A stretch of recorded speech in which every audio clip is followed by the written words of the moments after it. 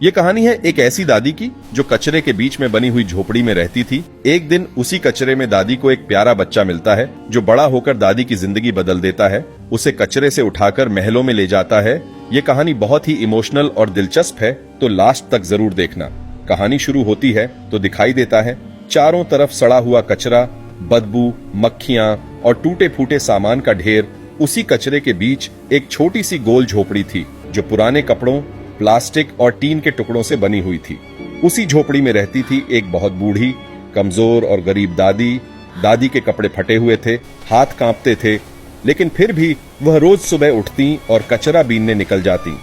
पूरा दिन कचरे के ढेर में कुछ ढूंढती रहती और शाम को फुटपाथ पर बैठकर जो मिलता बेच देती। उसी से उनका गुजारा चलता था। उस दिन भी दादी रोज की तरह कचरा बीन रही थी, थकी हुई, झुकी हुई, धीरे धीरे कदम बढ़ाती हुई। तभी अचानक उन्हें कचरे के ढेर के बीच से एक हल्की सी रोने की आवाज सुनाई दी।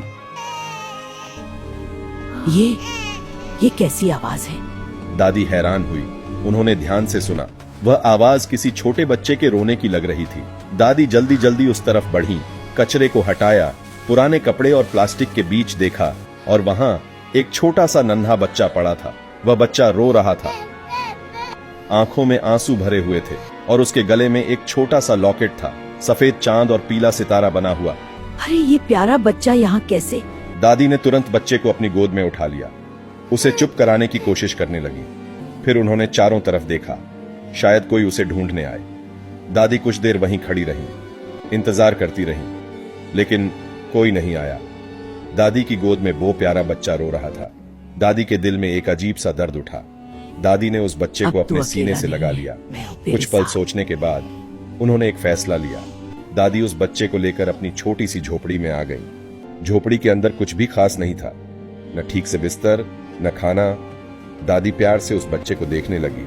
उस दिन से वह कचरे में मिला हुआ बच्चा दादी की जिंदगी बन गया। उस दिन के बाद दादी की जिंदगी पूरी तरह बदल गई।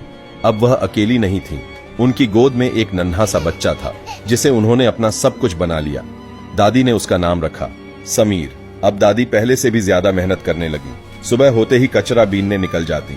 दिन भर कचरे के ढेर में कुछ बेचने लायक ढूंढती, लेकिन अब हर चीज पहले जैसी नहीं थी। अब उन्हें सिर्फ अपने लिए नहीं बल्कि समीर के लिए भी कमाना था। कभी उन्हें थोड़ा ज्यादा पैसा मिलता तो वह समीर के लिए दूध ले आती और खुद बिना खाए सो जाती। रात को जब ठंडी हवा चलती, दादी खुद ठंड में कांपती रहती, लेकिन समीर को अपने सीने से लगाकर ढक देती।